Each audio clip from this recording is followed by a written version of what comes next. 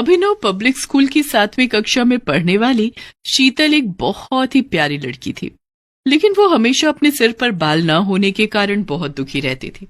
वैसे तो सारा स्कूल ही उसके गंजेपन का मजाक उड़ाता था, लेकिन उसकी क्लास में पढ़ने वाली रोमा नाम की लड़की उसका बहुत मजाक उड़ाती थी। वो उसे हमेशा गंजी गंजी कहकर चिढ़ाती रहती थी। रोमा सुंदर होने के साथ साथ बहुत अमीर भी थी, जिस वजह से उसकी क्लास की लड़कियां उसके आगे पीछे घूमती थी। लेकिन बस प्रज्ञा नाम की एक लड़की थी जो रोमा को बिल्कुल पसंद नहीं करती थी। प्रज्ञा, तू भी क्या हर टाइम इस गंजी के साथ घूमती रहती है और क्लास में भी इसी की बगल वाली सीट में बैठती है? कहीं ऐसा ना हो उसके साथ बैठने से तेरे सर के बाल भी उड़ जाए। मैं कहती हूँ अभी भी समय है, इस गंजी का साथ छोड़ और मेरी टीम में शामिल हो जा। रोमा, तू अपने काम से काम रख, तुझे मेरे मामले में टांग अड़ाने की जरूरत नहीं है और ना मुझे ये बताने की जरूरत है कि मुझे क्या करना चाहिए और क्या नहीं। शीतल, तू इसको कुछ बोलती क्यों नहीं? जब देखो तुम्हारी इंसल्ट करती रहती है। मेरे पापा हमेशा कहते हैं कि हमें बुरे लोगों को देखकर बुरा नहीं मानना चाहिए। हम खुद को तो बदल सकते हैं लेकिन औरों को नहीं।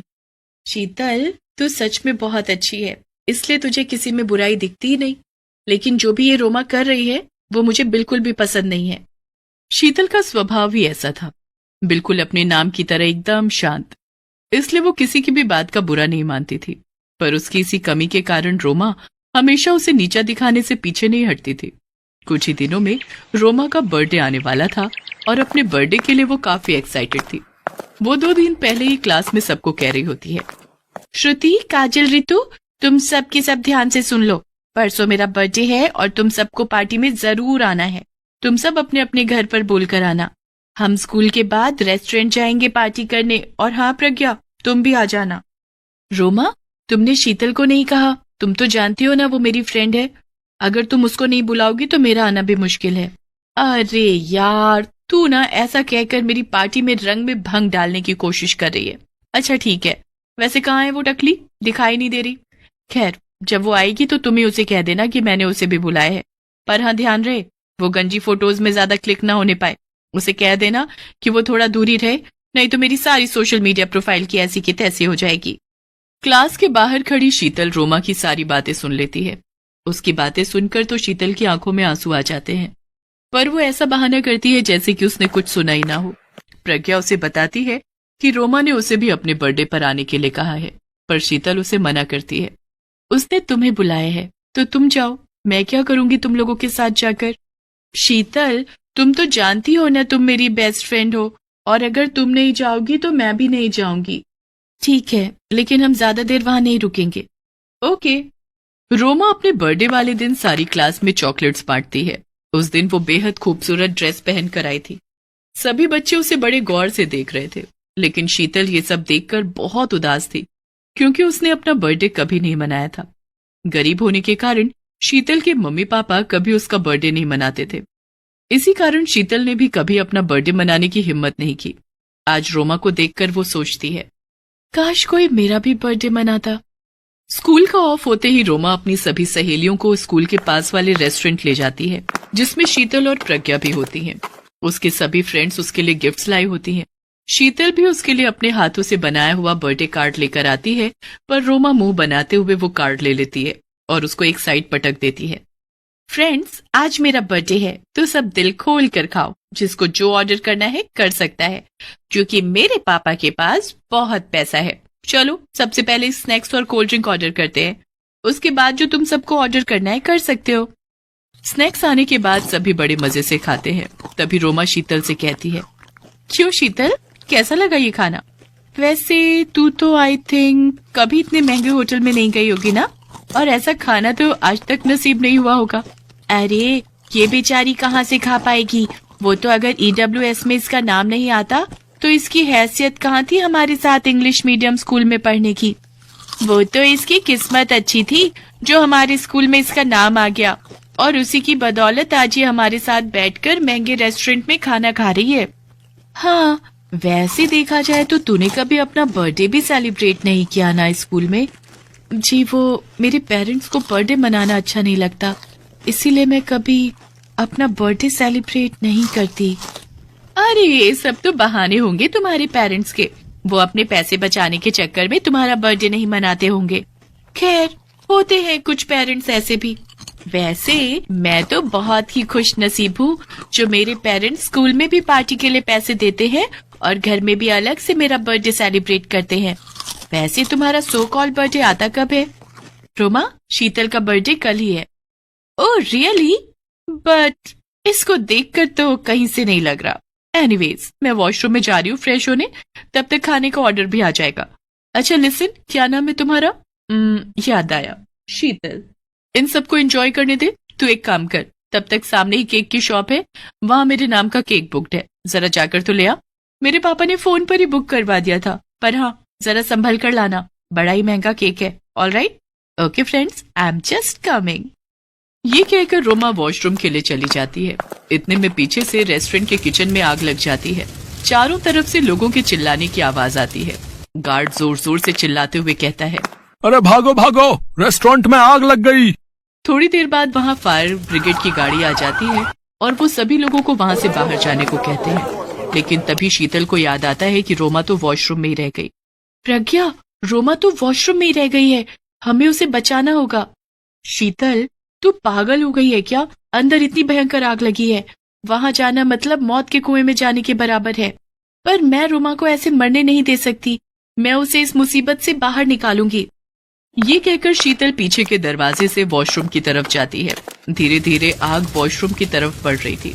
वहां से रोमा के चिल्लाने की आवाज आ रही होती है, बचाओ, कोई है, मुझे बचाओ। तू घबरा मत रोमा, मैं आ गई हूं ना, अब तुझे कुछ नहीं होने दूंगी। शीतल, शीतल प्लीज जल्दी कुछ कर और मुझे बचा ले। तुम डरो मत, मैं अभी फायर ब्रिगेड वाले अंकल को बुला कर लाती हूँ, वो तुम्हें बचा लेंगे। शीतल जल्दी से जाती है और फायर ब्रिगेड वाले को बुला कर लाती है। तुम डरो मत बेटी, मैं अभी ये आग बुझा देता हूँ, तुम्हें कुछ नहीं होगा। शीतल की मदद से फायर ब्रिगेड वाला रोमा को बाहर निकाल लेता है और वो शीतल के साथ रेस्टोरेंट से बाहर आ जाती है। तू ठीक तो है ना शीतल? तू पागल है जो रोमा की जान बचाने के चक्कर में अपनी जान खतरे में डाल दी। अगर तुम्हें कुछ हो जाता तो हम तुम्हारे घर वालों को क्या जवाब देते? रोमा, हम सब तो डर गए थे, लेकिन शीतल बिल्कुल भी नहीं घबराई और तुम्हें बचाने के लिए वापस अंदर चली गई। फायर ब्रिगेड वाले अंकल ने आग को वॉशरूम तक पहुंचने से पहले ही रोक दिया। क्या? सचमुच? शीतल, आखिर तुम किस मिट्टी की बनी हुई हो बहन? मैंने तुम्हारे साथ कितना बुरा बर्ताव किया, लेकिन फिर भी तुमने मेरे बारे में सोचा। तुम सच में बहुत अच्छी इंसान हो शीतल। इतना कहकर रोमा शीतल को झट से गले लगा लेती है और घर आकर जब वो अपनी फैमिली में सारा किस्सा सुनाती है तो वो शीतल का शुक्रिया अदा करने के लिए शीतल को अपने पेरेंट्स के साथ पार्टी में आने के लिए आमंत्रित करते हैं। शाम को शीतल अपने माता पिता के साथ उसकी बर्थडे पार्टी में आती है। तब रोमा के मम्मी पापा जाकर शीतल को थैंक यू कहते हुए उसके सामने हाथ जोड़ते हैं। तभी रोमा शीतल के माता पिता से मिलती है और उनको शीतल का बर्थडे मनाने के लिए फोर्स करती है। फिर वो दोनों मान जाते हैं। इसके बाद सब मिलकर रोमा को बर्थडे विश करते हैं। रोमा भी केक काटकर सबसे पहले शीतल को ही खिलाती है। अगले दिन सुबह स्कूल में जैसे ही शीतल आती है, सारी क्लास खड़े होकर तालियां बजाते हुए जोर जोर से शीतल को बर्थडे विश करती है। हैप्पी बर्थडे शीतल, हैप्पी बर्थडे शीतल, ये लो चॉकलेट्स और टॉफियां, सारी क्लास में बांट दो। इसके बाद शीतल टीचर के पैर छूकर उनका आशीर्वाद लेती है। फिर चॉकलेट और टॉफी टीचर को देने के बाद सारी क्लास में बांट देती है। सभी बच्चे क्लैपिंग करते हुए गा रहे होते हैं, happy birthday to you, happy birthday to you, happy birthday dear Sheetal, happy birthday to you.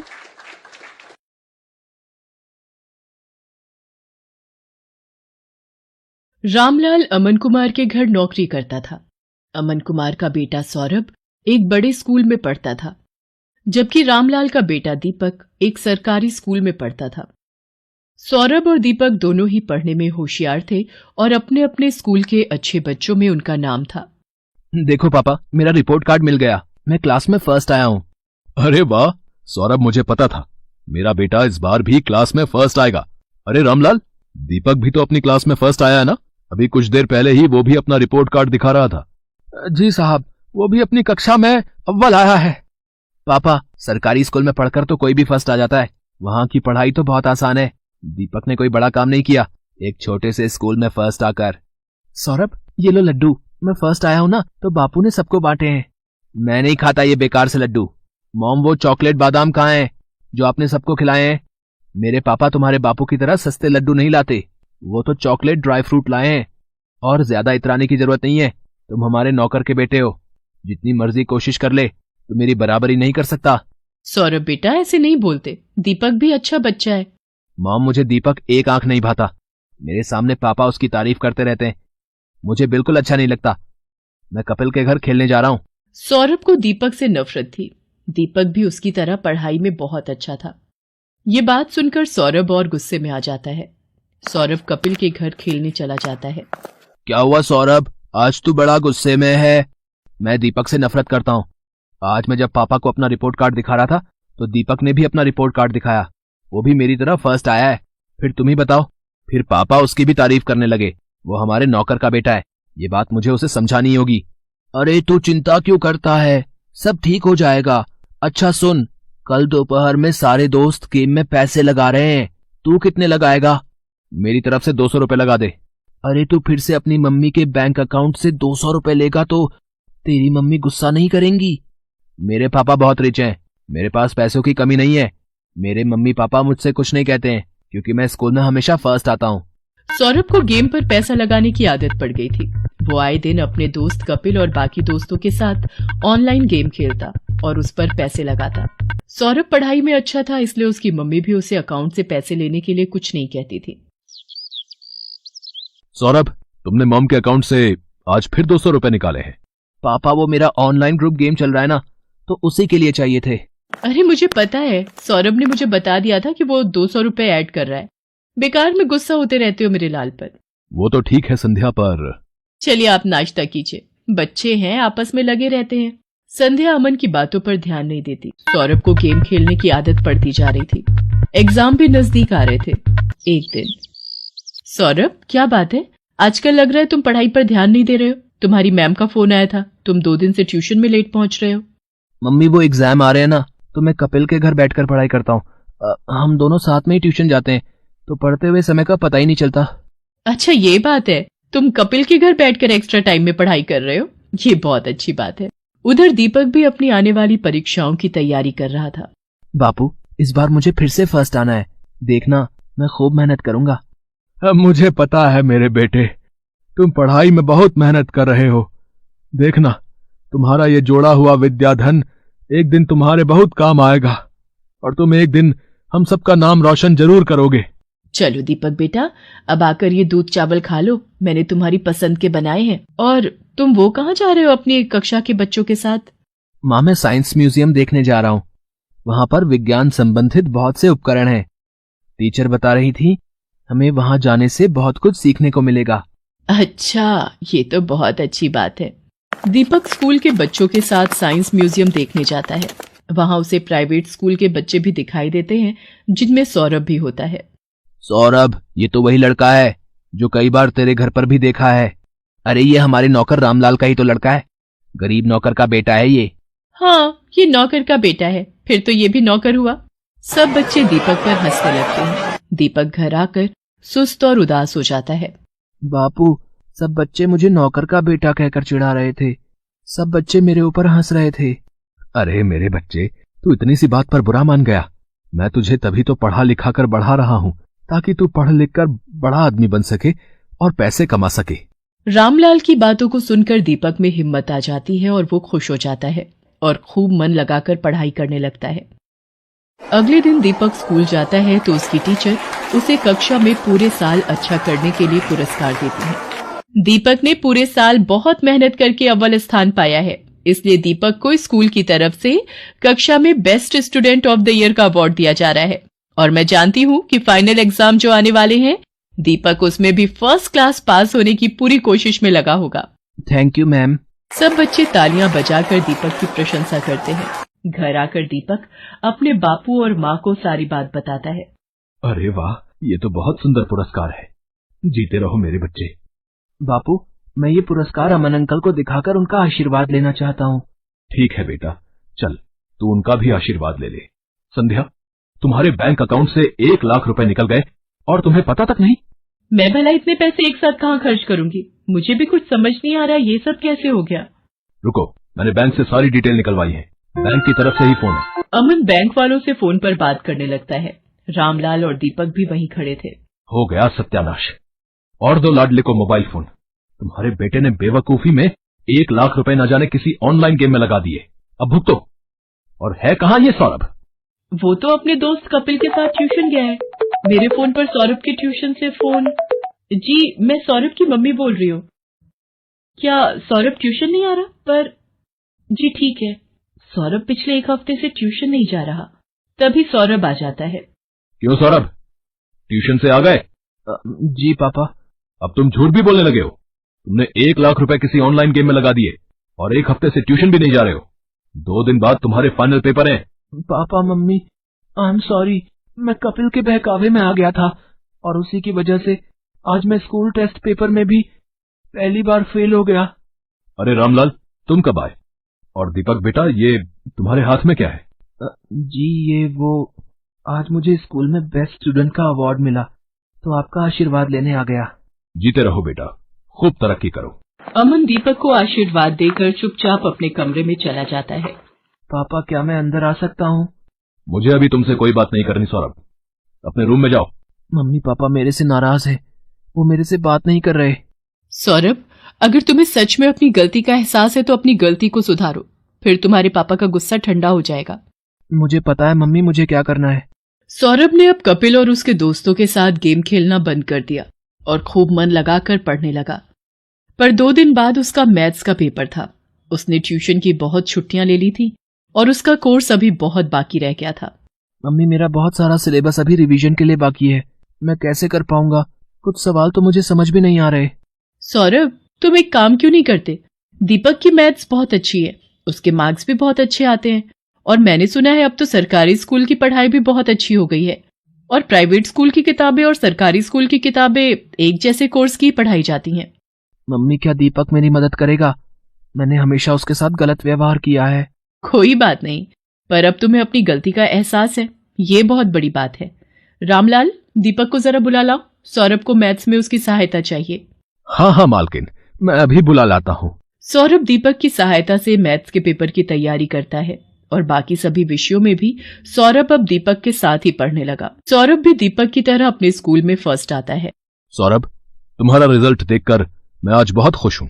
पापा, ये सब दीपक की वजह से ही हुआ है, इसने मेरी एग्जाम के दिनों में बहुत हेल्प की। थैंक यू दीपक। रामलाल, तुम्हारा बेटा दीपक बहुत होनहार है, देखना ये एक दिन जरूर बड़ा आदमी बनेगा। अमन अंकल, एक दिन मैं भी आपकी तरह ही बड़ा बिजनेसमैन बनूंगा। दीपक की बातों को सुनकर रामलाल की आंखों में खुशी के आंसू आ जाते हैं और वो दीपक को गले से लगा लेता है।